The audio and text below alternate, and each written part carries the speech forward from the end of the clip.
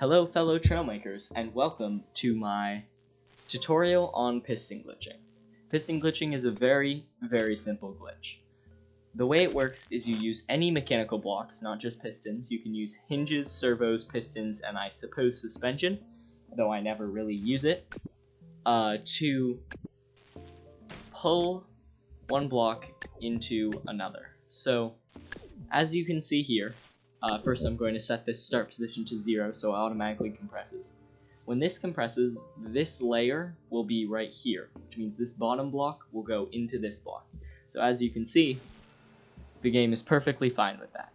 And the reason this happens is because of weld groups. So basically, weld groups are groups of blocks that the game combines together outside of build mode to decrease the complexity of builds so that the game functions. So basically, weld groups are separated by mechanical blocks, and then sometimes just in the vehicle. You can't see how they're separated, but it sometimes will create multiple in a larger vehicle, or just in any vehicle. So, mechanical blocks separate them. That means this is a weld group, and this is a weld group. The reason adjacent weld groups, which is what we call these, separated by one mechanical block, the reason they don't collide is because that would mean if there's two in a vehicle without mechanical blocks separating them, they would constantly be colliding. So that allows us to do this glitch. Going off of that, if I place a mechanical block in this piston glitch, for example, I place a block here, I place a hinge, and then I place another block. Even though this block is connected to this top part, this mechanical block is here, which causes another weld group to be formed, so that means this won't be adjacent anymore, and this will happen. Sparks. So, and often it will go flipping around randomly.